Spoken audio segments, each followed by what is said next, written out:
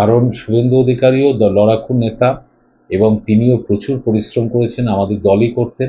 আজকে তিনি জিতেছেন, মানুষ তাকে ভোট দিয়েছে, ফলে তাকে সময় দেওয়া দরকার যে সে আগামী দিনে বাংলার জন্য কি করতে চায় বা যে মানুষের যে প্রত্যাশা নিয়ে এনেছে সেটা কতটা পূরণ করে সেটা তো দেখতে হবে, তাকে সুযোগ দিতে হবে। लगभग 4 दशकों 40 साल के लंबे राजनीतिक जीवन के बाद तृणमूल कांग्रेस टीएमसी के वरिष्ठ नेता और राज्य के पूर्व परिवहन मंत्री स्नेहाशीष चक्रवर्ती ने सक्रिय राजनीति से पूरी तरह संन्यास लेने की घोषणा कर दी है। না, আমি দলকে এটা জানানোর প্রয়োজনীয়তা নেই। তার কারণ হচ্ছে এটা নয় যে আমি দল ত্যাগ করে বিরাট কিছু করলাম। দল তো আমি একজন সমর্থক হিসেবে থাকতে পারি, কর্মী হিসেবে। আমি তো এখন জাস্ট একজন কর্মী, আমার তো অন্য কোনো দায়িত্ব নেই। ফলে এটা আমি দলকে জানিয়েছি মৌখিক যে আমি এখন পুরোটাই রাজনীতি থেকে, সক্রিয় রাজনীতি থেকে সরে যেতে চাই।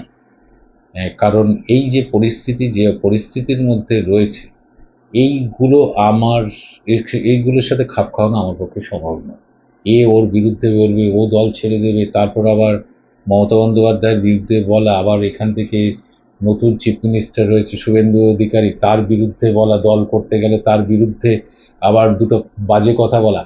রাজনীতি আমি পছন্দও করি না, আর ওটার মধ্যে আমি থাকতে চাই না। কারণ শুভেন্দু অধিকারীও লড়াকু নেতা এবং তিনিও প্রচুর পরিশ্রম করেছেন, আমাদের দলই করতেন।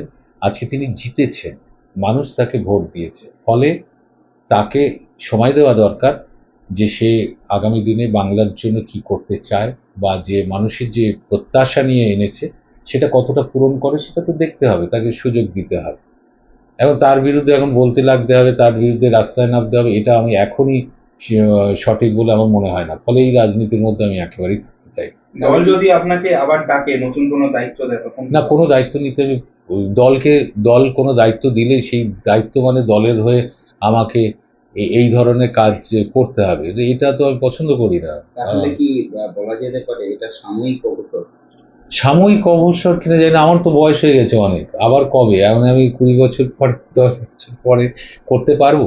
এগুলো আমি ভেবে নিয়েছি যে আগামী দিনে থাক না, অনেকটা তো হলো, প্রচুর দিন রাজনীতি করলাম, তো আর করতেই হবে এমন কোনো কথা নেই।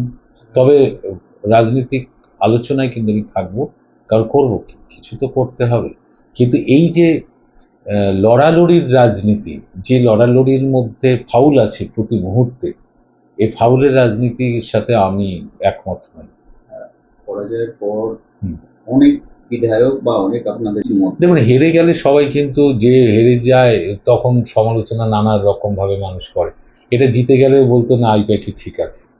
তো এখন যার যা ক্ষোভ আছে সেই ক্ষোভটার কথা বলছি, ওসবের মধ্যে আমি ওই নিয়ে আলোচনা করতেও চাই না। অভিষেকের মতো চেষ্টা করেছে, তবে আরো বেশি করে দলের নেতাদের সাথে, জেলা লেভেলের নেতাদের সাথে সরাসরি তার যোগাযোগ থাকলে আমার মনে হয় ভালো হতো।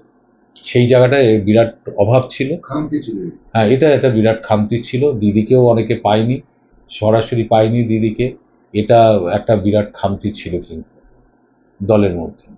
একেবারেই ব্যক্তিগত স্তরের প্রশ্ন, আপনার পুত্র বিভিন্ন সময় দেখা গেছে সহসমিতিতে যাচ্ছে, ভবিষ্যতে তাহলে সে কি রাজনীতিতে থাকবে? না না, ও একেবারে ছাত্র, এখন ও ভালো বলে, দারুণ স্পিচ রাখে, ফলে ও রাজনৈতিক পরিস্থিতি সম্বন্ধে ওয়াকিবহাল আছে। ও বক্তব্য রেখেছে বহু জায়গায়, অনেকে প্রশংসা করেছে। এই ও তো পড়াশোনা করবে, এখনই রাজনীতি করার কি আছে? রাজনীতি পড়াশোনা ছাড়া হয় না। ও আগে ভালো করে পড়াশোনা করুক, উচ্চশিক্ষা নিক, তারপরে ও ঠিক করবে আগামী দিনে রাজনীতি, কি রাজনীতি করবে, কোন রাজনীতি করবে সেটা পরে ঠিক করবে। ওর এখন রাজনীতি করার, রাজনীতি করার প্রয়োজনীয়তা নেই। ও এখন স্টুডেন্ট, ও খুব ভালো স্টুডেন্ট। ঠিক আছে।